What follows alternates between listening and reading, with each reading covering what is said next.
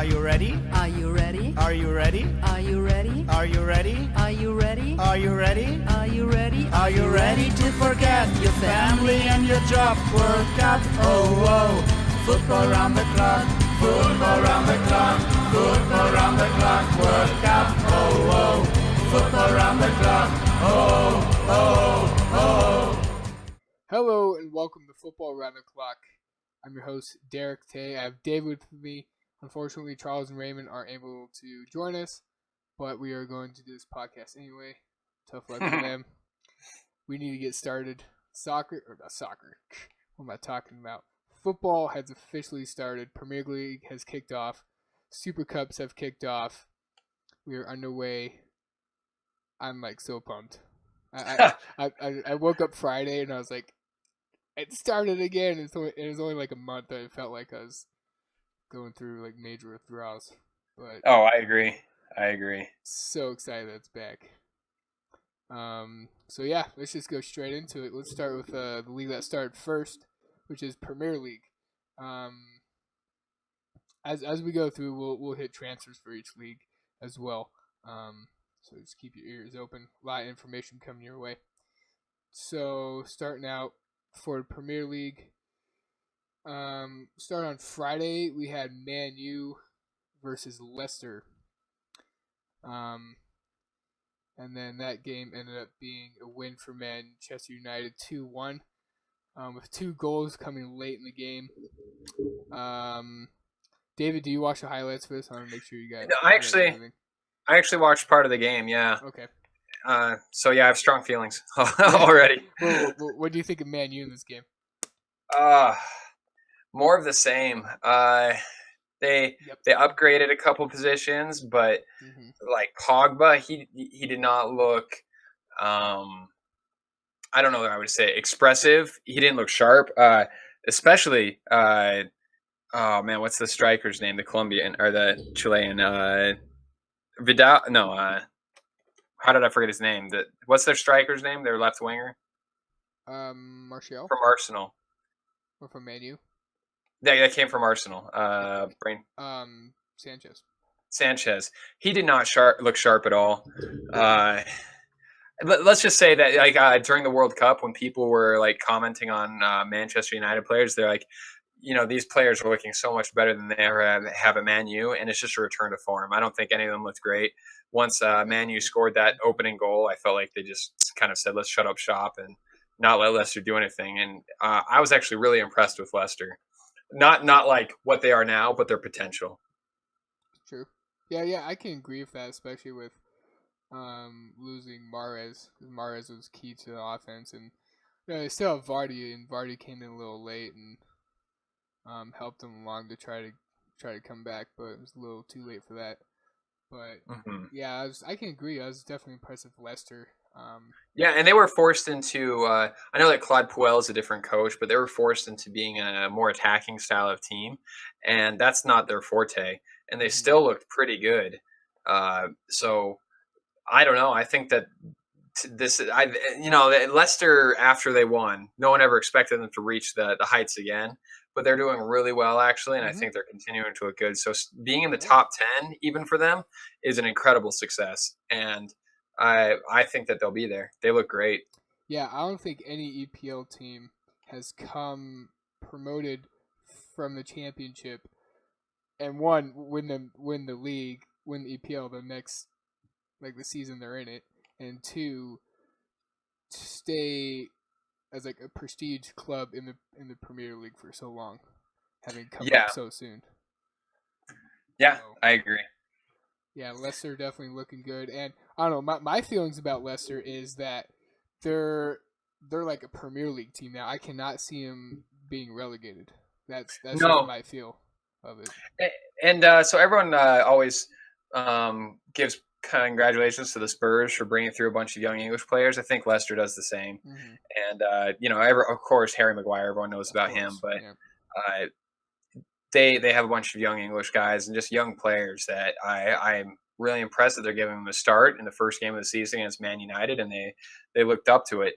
But Man United, if they hadn't scored that early goal, I think that it would have just been an ugly game.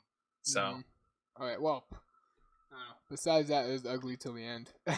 Yeah. And the first goal is a PK too, so you can argue as doesn't really count, but yeah. All right, let's moving on. It's going down the line here. Spurs beat Newcastle 2-1. Spurs looking pretty good. Kane getting a goal and off to a good start. His scoring start. So yeah, Newcastle's always a tough team for Spurs as well. They're just going to be a tough team in general. Last year, that was their MO, was to know which games they need to win during the season and then work really hard to win those games and then just be a tough team to beat the rest of the time. Mm-hmm. So I think it's going to be about more of the same from them.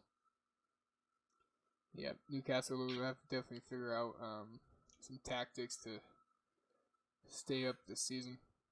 Moving on, Bournemouth beating Cardiff 2-0. Bournemouth looking good. Didn't really see any flair from Cardiff, so no. Hopefully they can get their feet on the ground and get going here. If not, they'll be looking at relegation pretty fast. Same thing with Fulham, which really surprised me. I thought Fulham was going to come out and not dominate, but show their presence in the Premier League with some record transfers that they gotten during the transfer season. They made some really good buys. I thought that I agree with you. I was hoping that they would come out and prove something, but maybe it's just going to take a little while to gel. I'm not sure. Maybe there's a reason why those transfers were willing to go to Fulham, and it wasn't just money. So I don't know. Yeah, I was really hoping to see a lot of was it Mitrovic that went to Fulham.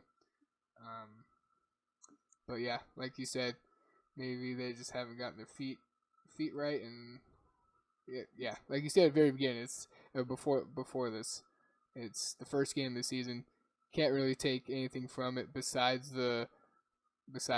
some form of the teams or maybe some styles or tactics that some teams are doing. But it's and see who they're playing and if that's going to be something they're going to continue to play throughout the whole time. Yep. Which I'm not sure. Like you said. Fulham had Mitrovic start, and I know that he didn't do great the last time he was in the Premier League. But you'd hope that they get other things. And Andre Schürrle looks like he subbed off, so I don't know what happened. I didn't see that. But yeah, Fulham should be doing well. But Crystal Palace, I think they'll actually do well this season. They have a solid team, and they ended, I thought, pretty well. Mm-hmm. So Zaha doing his normal thing. Yeah. So. All right, moving down the line, we got Chelsea versus Huddersfield. So I want to talk about this a little bit since Chelsea is my team, True Blue. So even though Chelsea beat Huddersfield 3-0, it was pretty ugly until the second half, basically. Chelsea really struggled to get a foothold on Sarri's system, and honestly, for me, it was really weird to see Conte pushing up and attacking and doing that because he's a center defensive midfielder. And but with his pace, I can see why Sarri wants him to attack more, which provided a lot of passing options and crossing options to the forwards, to Willian and Pedro Hazard, and Morata. Stay on top of Morata right now. Still not seeing what Chelsea fans want to see from a Chelsea striker. Ever since Diego Costa left, it's been downhill for Chelsea strikers. No one can live up to how, or at least like goal wise, how many goals Diego Costa scored while he was at Chelsea. It was at least like 25 or 20 a season, or the 2 seasons he was there. But yeah, Morata's still not showing anything. One thing that Chelsea fans are impressed about is, like I said, the midfield with Conte, Jorginho, and Barkley. Specifically, Barkley in the midfield was doing really well. And so as Chelsea fans, we're super impressed with Barkley and Jorginho and especially Jorginho's style of penalty. I don't know if you saw that, David. No, I didn't. Was it the slow one or the? Well, he did in the preseason too. He'd like do kind of like a slowish jog, and then he'd skip right before he'd get the ball. He'd skip up in the air and then shoot as soon as like he hit the ground. And normally it's like straight at the keeper, or like just right at the keeper. And so he did it in preseason and now in first Premier League game. So I'll have to check it out. Wow. Yeah, it's a pretty different style PK, and I don't know if it'll catch on if anybody else, but it's pretty funny to watch, honestly. Quick question on that. Yeah, what do you think about Sarri? Like, I'm not saying so far, but like, what are your opinions on him? And do you think that Morata, who has played in the Serie A and in La Liga, do you think he'll fit better under Sarri's system once it gets going, or do you think it's just maybe he's just not the right caliber? That's the expectation, is that Morata will do better under Sarri, as opposed to Antonio Conte. Even though Antonio Conte was, is Italian and has coached in, Serie A too, but I think Sarri has more of an attacking mindset than Antonio Conte, because Antonio Conte played the 5-back with the wing backs. And I'll get to that in a second, but I think Morata just needs to find his connections with the new midfield setup. And then I think if he does that, he's going to start scoring more goals, because I think he's used to Conte's style more than Sarri's, and it's just going to take a little more time for him to connect with Barkley, Jorginho, Conte, Fabregas in that new style. But on the topic with the new Sarri style, like I said before, Conte had the 5-back system with wingbacks, and now that we're with a 4-back system, playing a 4-3-3, we have a lot of excess players. We have, because last season we brought in Zappacosta, who's a wingback, and now we have our upcoming Emerson. Also, I guess you can say he's a wingback because he has a lot of pace, so he's considered a wingback. But we still have Victor Moses, who's also a wingback, and then we have Amendu, I think his name. He's upcoming young center back who's doing really well. He has the David Luiz look with the big fro on him. And then we have Andreas Christensen, which everybody thought he was going to start this season because he's doing so well last season. He replaced Cahill for one. When Cahill couldn't show up, he replaced him and completely dominated. Helped us in Champions League, even though we ended up losing it. But everybody thought he was going to start, and now that Sarri came in, Sarri is picking, as from what we see, his Italian players. So he started David Luiz, he started David Luiz, but he started Rudiger over Andreas Christensen or Cahill even. Well, Cahill's still on the books technically, but no, everybody knows he's not going to get any playing time. He's there for like a captain morale thing. That's the feel around the club right now, but we'll see. But yeah, we just have a lot of excess players, especially defenders, that are just going to be sitting there this season, and so that's one concern around Chelsea, is a lot of defenders just sitting there and not really going to be getting some playing time. Comments? Yeah, no, I 100% agree on that, because changing systems like that, especially, and then also at the same time changing coaches, that's rough. The coach is going to want to really implement his system, which is why he brought Jorginho over. So I don't see how he can play anyone else other than like Jorginho and the other players that he knows will really help the rest of the players get used to the system. So kind of like what you're talking about earlier, though, also, it's interesting to see Pedro playing there because, he's been in the Premier League for a while, and now he's actually looking like he just fits the system better. Yeah. And that's actually one of my biggest gripes about the Premier League, is that everyone jumps to conclusions so quickly when sometimes the player just doesn't fit the system or something like that. So, as Pedro is a Spanish player from the Canaries, I really have to, hope that he does well. So, but yeah, a lot of interesting commentary on Chelsea, and let's see if they kind of like Huddersfield was a good start for them, and as we were saying earlier, what can you really take away from these early games? Not much. Just hopefully you don't dig yourself too much into a hole. Yep. They always say you can't win the season in the first couple games, the first month or two, but you can lose it. So it's very true. And on that note, talking about Huddersfield, sad start for Huddersfield to face Chelsea first game of the season after barely surviving relegation by 1 goal last season. So you just saw it in the fans' faces. They're like, "Oh no, not again." So hopefully they can find their feet, get a lot of wins, and stay above relegation. But Premier League's Premier League, and it's not for the faint of heart. No, but that's a good point. Like, I don't even know who's going to get relegated this season yet, but there looks to be.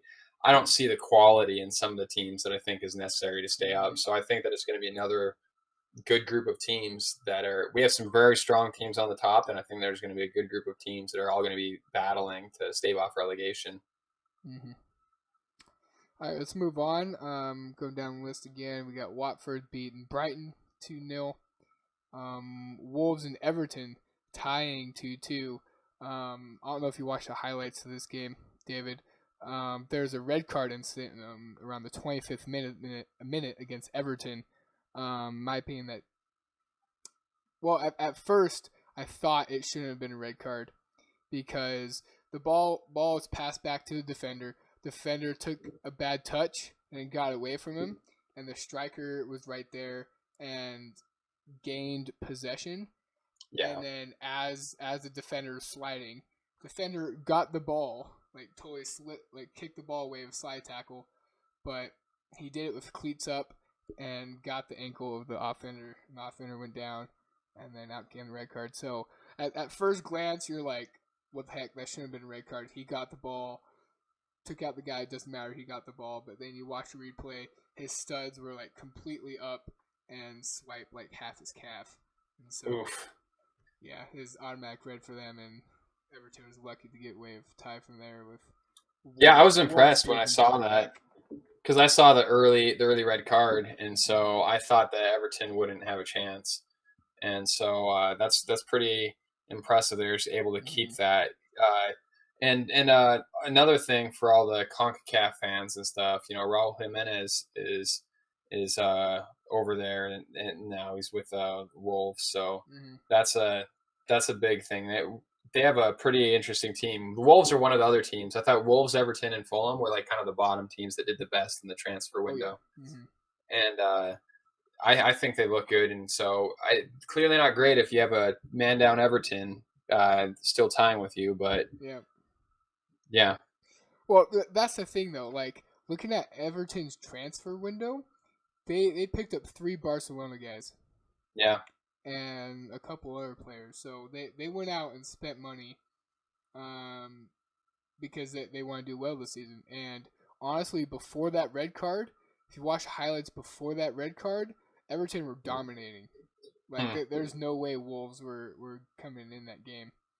But as soon as that red card comes up, it changes everything. But yeah, besides that, Everton was looking awesome, and like you said, like they really did well in the transfer window. So yeah, and I think Everton. Let me see. They have. What was I looking for? Sorry, who's Everton's manager right now? That's what I was looking for. Marco Silva. Is that right? Yeah. Yeah, I think that's going to be really good for them. So I think that they've had the core of the team there for long enough that with a manager like Marco Silva, I think that's really going to be a good thing for them. You just can't feel Jagielka getting red carded, before any goals have been scored. Yep. All right, moving on. We got Liverpool beating West Ham 4-0. Liverpool really showing their dominance, really showing everybody that they're not messing around this season. That they're one of the teams that also had a really good transfer window. Really went out and got some good quality players, such as Shaqiri, Liechtensteiner. So Salah getting the first goal, opening his bank account for Liverpool this season. He also missed a couple good opportunities. Mm-hmm. So still trying to find his footing after World Cup. So he's starting a month after the World Cup. So or actually for Egypt, more like 2 months. Yeah, but you're right. Like he was injured, and so this is not a bad start for them. I was actually going to say that for Liverpool in general, they missed a bunch of sitters. They put away some like goals that they don't normally. Like there was the one on the corner, and then like one other goal so they had basically 2 goals from open play that I thought were very Liverpool-esque, and then the 2 goals that weren't. Mm-hmm. So, but the whole point is, winning 4-0, that's going to give them confidence. So same with Salah, scoring goal on the first match day is going to give them confidence, and he's going to be able to kind of build strength upon strength. Mm-hmm. And last comment. Sorry, I didn't mean to interrupt you. Also, I thought West Ham didn't look too bad. I thought that they got unlucky a couple times. So I agree. Yeah, Liverpool. Oh, I was really going to focus on the transfer market, though, with Liverpool, because you were saying how good they did in transfers. I'm really impressed with that because they came so close last season to winning the Champions League, and then they go and they make such a strong splash. They're not just saying we need to make a couple tweaks. They're saying, let's stay strongly motivated. So I love the message they're sending. Yeah. They went out and got a sadly new goalkeeper. They're kind of forced to do that. I just feel sorry for Karius, but yeah, they got Allison's new goalkeeper. Got, like I said, Shaqiri, Liechtensteiner. I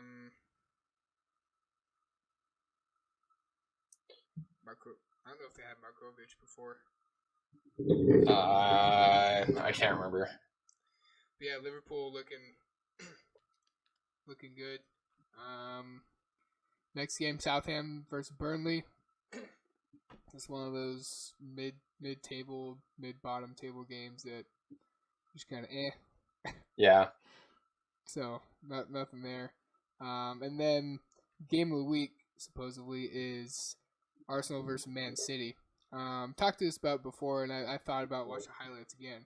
I kind of agree with you, David, that Arsenal was looking better than what they had last season. It really got unfortunate with some of the goals. Or non-goals that they could have had. But they really, per se, shut down Man City, besides that wonder kick by Sterling. Yeah, the early Sterling goal, well, not early, but the goal that like from an unsighted keeper, so he didn't make the move he should have. And then that what's his name? Silva. Bernardo Silva. Bernardo Silva. That's when you have too many Silvas. You have to make sure you get the right first name.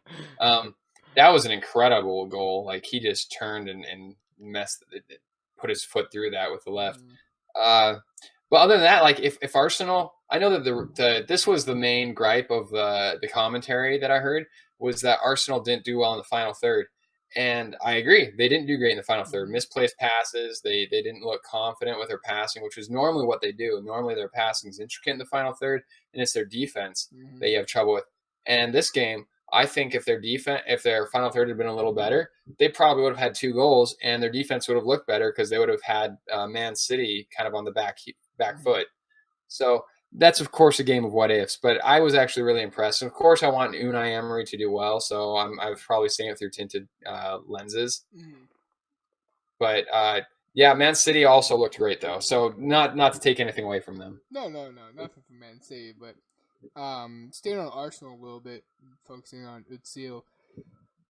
There's a lot of critics that hate Özil because they think he's a crappy player. He doesn't do his passes right, can't score. Yeah.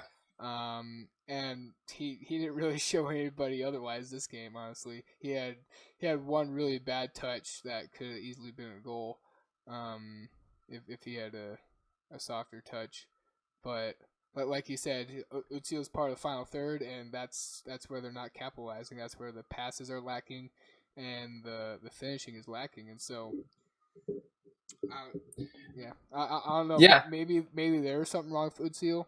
And maybe that he just needs to get something in his head, or maybe there's something not wrong for Özil. It's the players around him that are having him. I don't know. He seemed off though. Whatever. You're right. You're right about like that bad pass, and like the rest of the stuff he did also just wasn't great. So I in my personal opinion, Unai Emery, he's like we didn't sell him, so that means that I have to play him, because if I don't play him, he's going to be absolutely useless.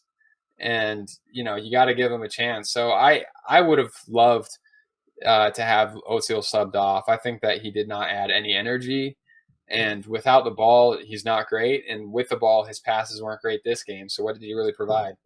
Yeah. So on the other hand, did you see the amount of young guys that Arsenal had, and then also when he put in my boy Lucas Torreira, the Uruguayan? Mm-hmm.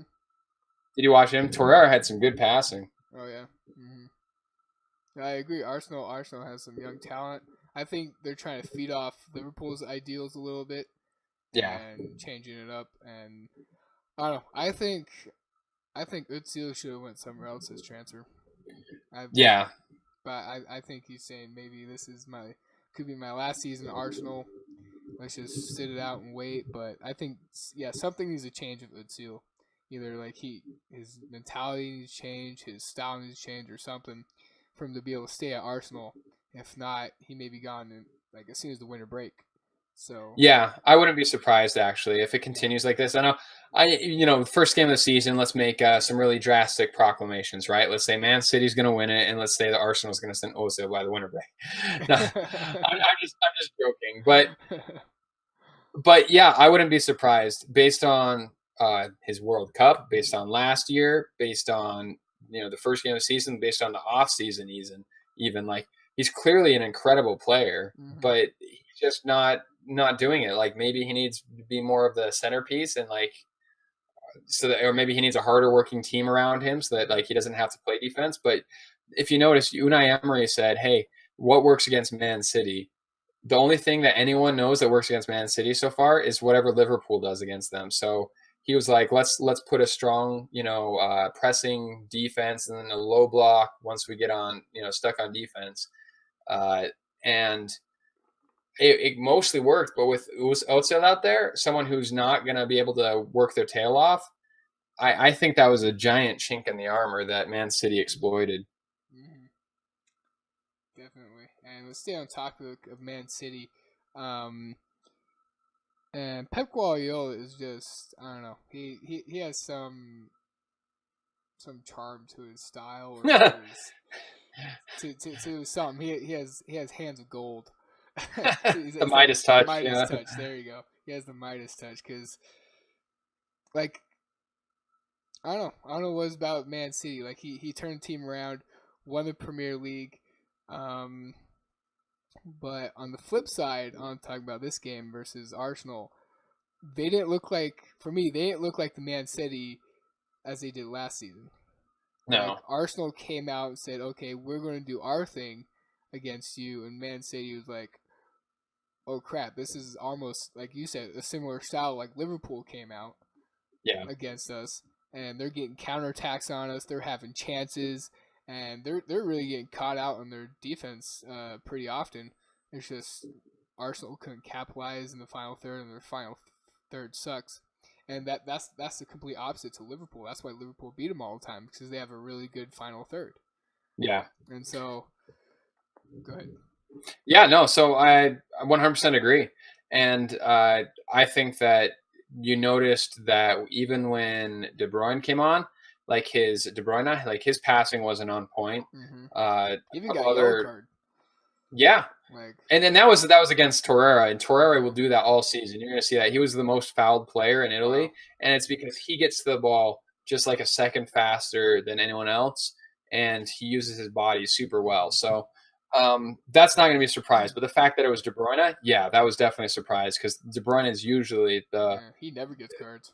Yeah, he's usually, it's because of how fast he thinks. Mm-hmm. It's not how fast he moves. He just knows what's going to happen before it happens. Yep. So, I'd say De Bruyne wasn't on form. The fact that David Silva is not playing yet either is a problem for Man City, because I think they really miss him. And then also, if you noticed, Pep was really kind of laying it on to what's the guy from Leicester? I already forgot his name. We just talked about him. Mahrez. Riyad Mahrez. He was like, Mahrez, you're doing great things, but then like you were offsides, in this. And Pep is so particular about stuff like that. He'll. I'm sure after the game he talked to Mahrez. He's like, Mahrez, that was fantastic, but that, in this particular instance, the offside instance, what if that had been our only chance to win, and then you were offside because you weren't paying attention? And so I admire that in some ways, but it's very hard. So very, very stringent. No, yeah, you bring a good point. Guardiola talked about it in some of his interviews too, but a lot of news media has covered the trainings of Man City, and Guardiola trains his players so hard, not hard enough to break them and tear them down, but hard enough to, like we saw last season, to step up their game almost tenfold, and make a Man City into a Barcelona, you could say. Yeah, I'd say anyone that can take Raheem Sterling and minimize his faults and maximize his the many things that he does well as Pep Guardiola did, is just incredible, because Raheem Sterling is such a liability sometimes, but under Pep he looks incredible. He looked very dangerous. Oh yeah, it's definitely bumped up the market value of all Man City players. Yeah. And the value on the club too, because right now, if you play for Man City, you're the man. If you're on Man City, it's very prestigious. It shows that you're a high level player. Pep's not going to just get some guy that's a good player but doesn't use his brain. So yeah. Yeah, it's almost compared to going either Barcelona or Real Madrid right now. Yeah. So that's how prestigious Man City is right now. But as I said in this game versus Arsenal, it exploited a lot of weaknesses in Man City's defense, and I think teams in Premier League and in Champions League are gonna watch this game and say, hey, if Arsenal of all teams can do this, we can do this too. We can easily break them down if we play this style, if we play this way, or even if you watch the Liverpool games from last season too, if Liverpool can do this to a team that got 100 points in Premier League, we can do it too. We just gotta change our style. We gotta adapt to Man City and not stick to our style. We gotta adapt to Man City, and that's what the commentators were saying during the game too. When you play Man City now, or when you play against Pep, you have to adapt your system, because that's what Pep does. Pep adapts his system to the teams he plays. He has his overall system, but he takes a look at the team he's playing. He adapts to them. Yeah. And say, okay, we're going to play this way, which is totally different from what we played last team. And so when you're playing Man City, you have to, or against Pep, you have to adapt to them and not stick to your system. Yeah. And speaking of which, though, so Arsenal, I don't know if it was just Arsenal that was trying this, or if it was Unai Emery saying, this is how we're going to play from now on, or if it was just against Man City. That's what I'm going to say. Sure. But Peter Cech, for example, they tried back passing it to him a lot, and he almost just put one in his goal. Yeah. So so speaking of adapting to Man City, if you're going to say, let's make sure that we play a more counterattack, but then also when we have the ball, that we don't just turn it back over to them immediately style, because that's really important. If you counterattacking is good, but then when you can't counterattack, if you just give the ball back to a team like Man City, you'll never have the ball. Yeah. So you're going to be missing pieces, though. And Arsenal, for example, was missing that piece of Peter Cech. He's a good goalie, but the ball at his feet, he wasn't great. And so Arsenal does have other options that they might start playing in the future if that's going to be their continued style. But if it's only against Man City, then maybe Peter Cech will be their continued keeper. Who knows? Yeah. We'll have to see in the next couple of games, so it's only the first game, and we can speculate so much. Yeah. So, all right. So that's Premier League first week gone. You're not going to see this the rest of the season, but maybe you will. So we got top of the league Liverpool with 4 goals, Chelsea 3 goals, and then after this you're not going to see this. Yeah, Bournemouth in 3rd place. Crystal Palace, Bournemouth 3rd place, Crystal Palace in 4th place, Man City in 5th place, Watford, Man U, Tottenham, Everton, Wolves, top 10. Yeah, I think if you mix that up and just put like the Man City up a little higher and Spurs up a little higher, I think that actually might be kind of similar. Yeah, we'll have to see in the future. Yeah, there's Premier League rundown for Week 1. Make sure to catch Premier League on NBC Sports, NBC Sports Gold, on Saturdays and Sundays. Make sure you don't miss a game there. Let's quickly review the other leagues in Europe which haven't started yet. Go first to Bundesliga. Bundesliga starts next week with La Liga Serie A. And so the games coming up, we have Bayern Munich versus Bayer Leverkusen. Start off the Bundesliga on Friday, the 18th. So be sure to watch that. Bayern Munich just beat Frankfurt 5-0 in Super Cup, with Lewandowski surprisingly getting a hat trick in the game. So Lewandowski off to his scoring ways at the start of the Bundesliga. So hopefully he can find his feet with Bayern before the winter break, because if he drops off again and doesn't score any goals, I can easily see Bayern dumping him in the winter break. Yeah, quite possibly another striker. So that's a key player to look after. On Bayern Munich, Lewandowski. Let's see. Key game also coming up next week is Schalke versus Leipzig. That's a really good game to look forward to. Can't really say there's any other. Oh, Wolfsburg versus Dortmund. That should be another good game to look forward to. So those 3 big games to look forward to in the Bundesliga. Make sure to watch those on Fox Sports and Fox Sports Match Pass. All right, let's move on to the La Liga. David, yeah. So take it over? So we have an interesting game. So on Friday it starts off. There's Girona and Real Valladolid, and then Real Betis against Levante. So those are the starting games. And Real Betis, I think, is going to be an interesting team to watch. So I'm excited just to watch them. I told you about some of the transfers they made. They picked up a guy named Carvalho from Portugal. I think he's going to be a big difference. And when I was looking at the EPL teams, like I felt like they mostly focus on like 1 or 2 big transfers, and that's it. La Liga, they'll do like 1 or 2 big transfers. They're also changing up like 8 or 9 other players. Also, they're like all the time. They're just bringing people in and moving them on, giving them other opportunities. So the reason I bring that up is because Real Betis, they made their 1 or 2 big transfers, but then they also have a bunch of other like young players. They got a bunch of really good players on loan and for really cheap transfers. So I think that they'll do pretty well. And then no giant games, but Barcelona is playing on Saturday. Villarreal is playing Real Sociedad, which is always interesting. Well, and then I would argue a big game would be Valencia versus Atletico. Yeah, so that's the biggest game that's coming up. Yeah, like I said, Real Madrid against Getafe and Sevilla versus Rayo Vallecano. But yeah, Valencia versus Atletico, and there's actually been some trades between them. There's been some players that have gone one way or another, and then Valencia's picked up a couple of players from Sevilla as well, I think.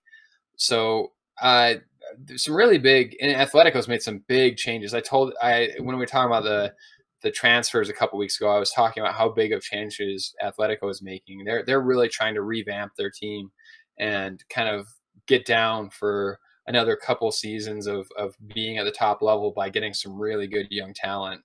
So Valencia, I think they can do really well this season, and Atletico, I think they should be much better this season. So yeah, you're right. This game, even though it's the first game, it should be interesting. So yeah.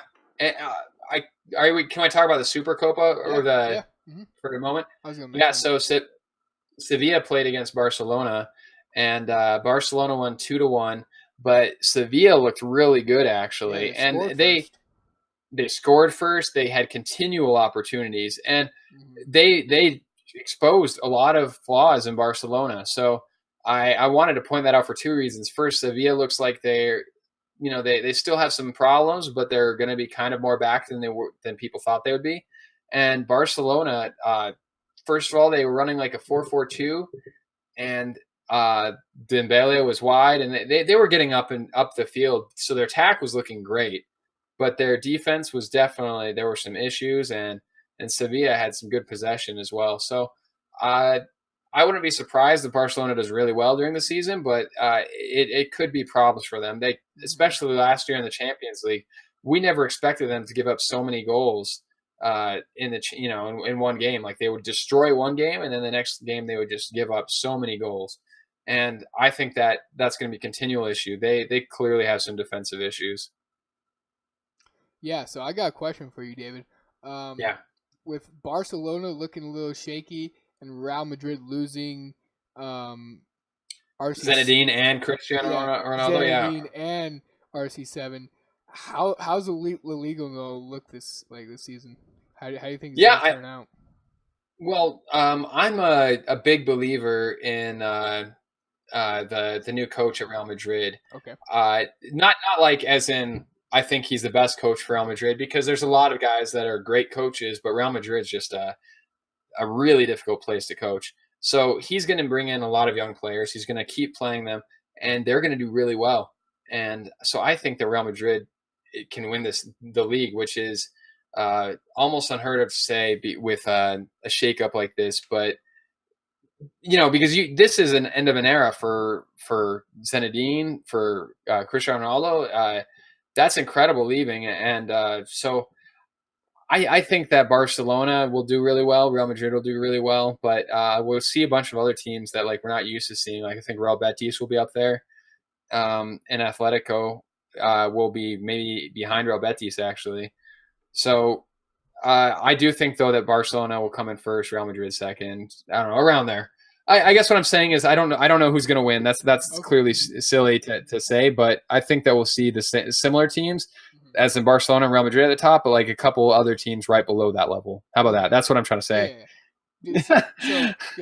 Layered cake. Would you say that the point gap is going to diminish or close as well? Oh, absolutely. Okay. Yeah. So Barcelona had an incredible season last year, and I think that it's going to be much different this season. But I don't know. So I guess the reason why my answer was so confused earlier is because Real Madrid, who are having so many youngsters, you never know what's going to happen. And with Barcelona's shaky defense, the way I see it right now, that means that they might give up more points. So I think the point gap will be closer, but I still can't imagine anything but the same thing happening that's happened for the past 10 years, right? Yeah. That's pretty hard to imagine a difference. Yeah. All right. Well, we'll see what happens in La Liga. Let's move on to the final Pro League we're going to talk about this tonight is Serie A. Serie A also starts their games next week on ESPN Plus and ESPN. So make sure if you want to watch a lot of football, buy ESPN Plus. It's only $5 a month. You got the MLS on there, the USL, the EFL, now Serie A. So a lot of football on ESPN Plus and ESPN. So buy that, watch as much as you like. And so Serie A starts with I don't speak Italian, so which one are you trying to say? So this Juve plays Chievo Verona. Chievo Verona, yeah. And there's some good looking games on there. Lazio and Napoli is always a good game. Yeah, Lazio and Napoli is gonna be a really good game. And Roma and Torino, that could be interesting. But yeah, I feel like as a whole, there's been a lot of people leaving Serie A. That doesn't mean that they don't restock. I think they restock with a lot of young players that we don't really know much about until they make their name in Serie A. But or go on it's eBay. or they go to Juve. So or I guess you can argue like Roma too, because there's like, for example, Chelsea. I think we like bought like 5 players from Roma already.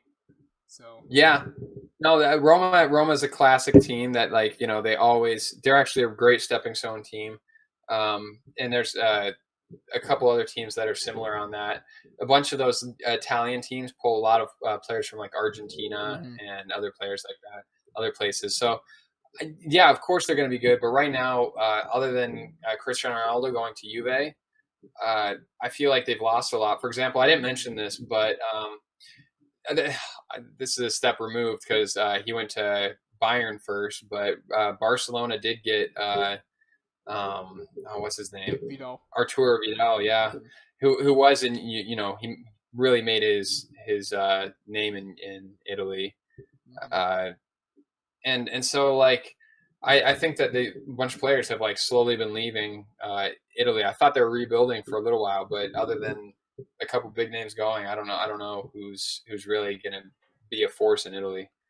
Yeah, I think that may be like a reason or a sub reason why Ronaldo went to Serie A, because he's looking at this league. Is like there's like so many like prestigious teams like Roma, Inter, AC Milan, Napoli, Juve, that were dominating Europe. You could argue like 10 years ago, 15 years ago, and like 20 years ago. And 20, 30 years ago, the 90s were Milan's. Just all AC Milan basically.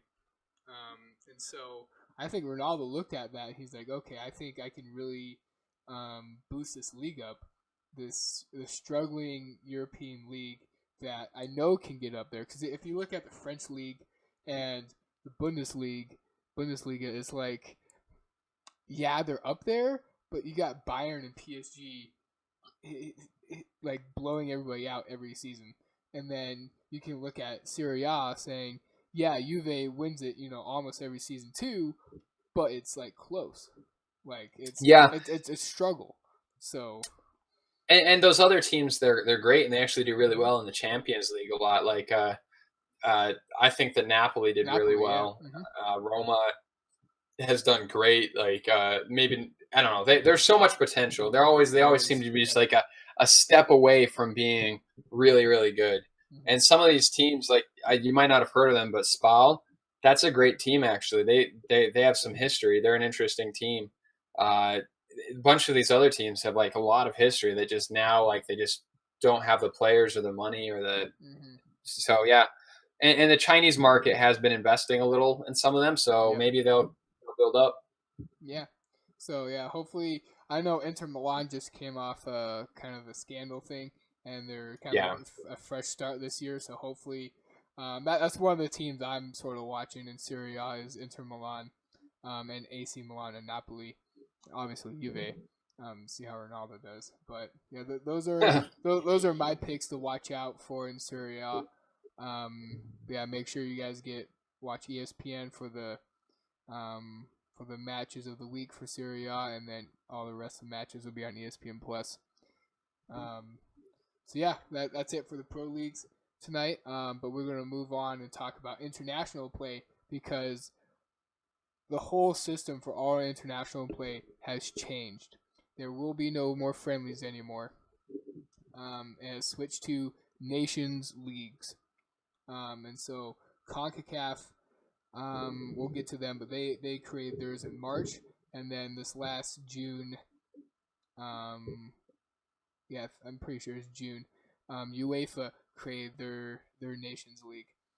So that's the Nations League, UEFA Nations League emblem right there, and this is how it's going to pan out. They already got the groups, or leagues, I guess you can say, set for their Nations League. So this is how it looks. This is how the UEFA Nations League is going to pan out. First, you have league. They're called leagues. So A, B, and C and D leagues. And how it works is A league is filled with all the highest ranking FIFA nations are put in League A. So that's why you see Germany, France, Spain, Portugal, all of them in there. But they're split into 4 groups, and each group has a winner. This is only for League A. Each group has a winner that goes to a semifinal game, and then they go to a championship game, and then that team will win the Nations League trophy.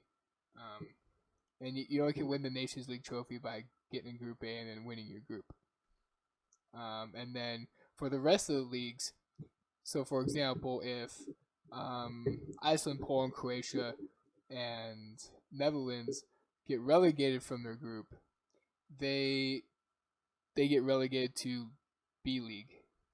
And then the winners of the groups in B League will get promoted to A League. And so it just has this whole relegation and promotion system. And so eventually, like the UEFA basically has it set up now of like the top teams are going to be in A League, and then the bottom leagues, the bottom nations are in D League, because they're going off of FIFA rankings. Yeah. And so this does not coincide with Euro qualifications or World Cup qualifications, which is Euro is World Cup qualifications. So for UEFA, this directly affects and replaces international friendlies. So every time you have international weekend, they go and play the teams in their group for the Nations League. And so this UEFA and a lot of these in CONCACAF and a lot of these leagues have looked at this and said, okay, this is a chance to bring up new players and old players and enhance their game, because these nations don't have technically to play all their starters. They can play whatever players they want. They just gotta pick their team and then play them. But it's something to play for. It's not like, okay, we're just going to do this friendly and then do this friendly. We're going to try this before the Euros. They have something to play for, which FIFA's idea around this is to increase football excitement in the players as well as the fans. And so eliminating friendlies and having these nations leagues accomplishes that, and they say prepares teams more for the World Cup. Do you have any comments or questions so far, David? Yeah, and I think that the basic thing is that we don't really know how it's going to go down until we see it in action. Mm-hmm. I'm always worried about the players themselves, because I feel like some of these players just play so many games that they get so tired. Like, we can see it in the Premier League, just this starting game that most of these players aren't ready from the World Cup. Yep. They're still tired. Mm-hmm. And teams like Spain, Germany, those big teams at the top, telling them that they have to play more games and, basically to sell tickets, like, hey, look, these guys are going to play games that actually mean something, get people more excited. I don't know. So that worries me a little. Clearly, if they play more youth and bring in other players, I'll love that. Mm-hmm. That's my dream. I love the U21s and other events like that. So I hope that it turns out well, but I can't really comment on. Right now, it looks all right. It looks like a nice idea. We'll see.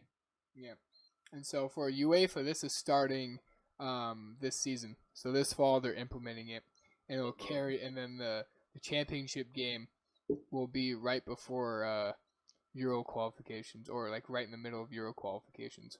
And so it's the actual league doesn't interfere with Euro qualifications, or doesn't have a direct impact on them. But it's, like I said, just directly replaces friendlies and has something for teams to shoot for, especially the bottom teams. Like if for them to want to get promoted, to be up there, to try to prove themselves, to try to be better. I think it has a lot of potential, especially in Europe. Moving on, let's briefly review CONCACAF Nations League. So that's the new CONCACAF emblem right there. All these videos on UEFA and CONCACAF are on YouTube, so if you want to brush up, get a lot more information on it, better than my info, get on YouTube and watch that. Very detailed videos and full videos of the releases of these systems. But going into it, CONCACAF is more complicated than UEFA. So let me narrow this down a little bit. So with CONCACAF, like it says, except for the top 6 teams, which are being USA, I think that's Honduras, Mexico, Panama, Costa Rica, and Trinidad. All the other teams are put into A, B, and C, D leagues, just like UEFA, but not going off FIFA rankings.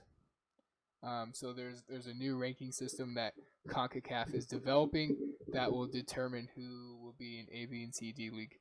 And from this system, they'll be split off, and then it'll still have the like UEFA, they'll still have the 4 teams that get promoted and relegated, and 4 teams that make it to semifinals and then go to a championship final. But out of these leagues, 10 teams will be chosen from, I'm pretty sure it's from A and B league. The top 10 teams from the Nations League will be chosen to go participate in the Gold Cup.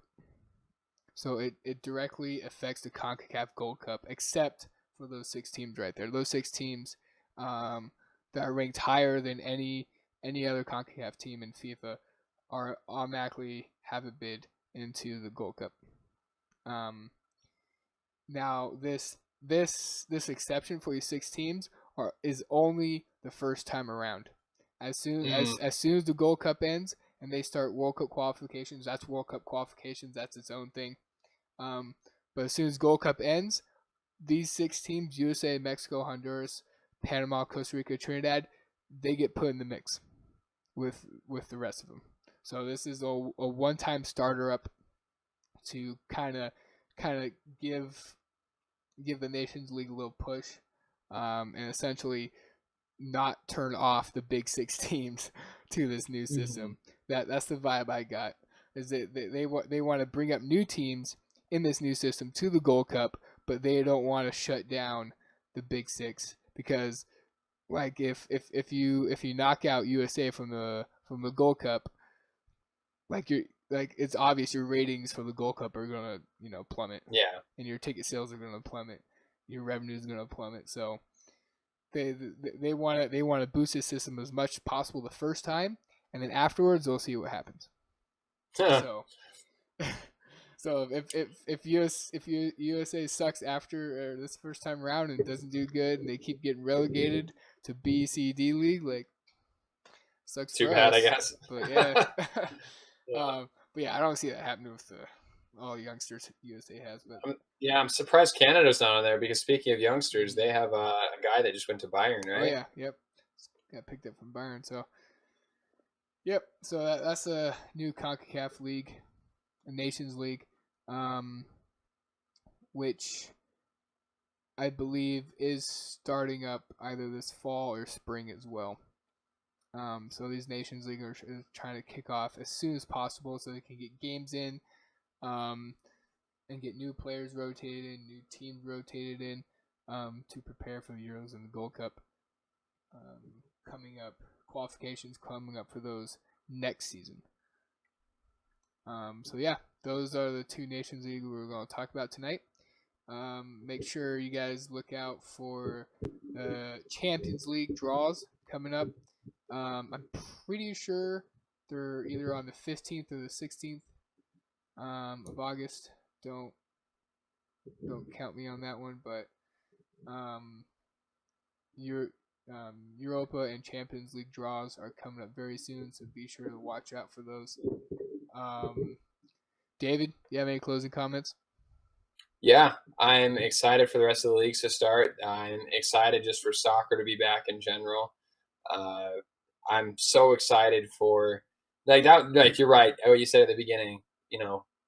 The World Cup was incredible, and then there was a month, and you're like, why did it stop? But I sure hope that they got the rest they needed, the players, and that this new season will just be incredible. What a start it's already been. There's been some interesting games, so let's go. Yeah, I'm with you there, David. I'm so happy that everything started again. I'm filled with the idea of purchasing that ESPN Plus because I just want to watch soccer like 24 football 24/7. Excuse my French. But yeah, that's all we have for tonight. Make sure to keep an eye on our Facebook page and watch for all updates and for football around the world and football around the clock. So subscribe to our YouTube channel, click that like button, keep an eye out for all the info we're putting out, and we'll see you later.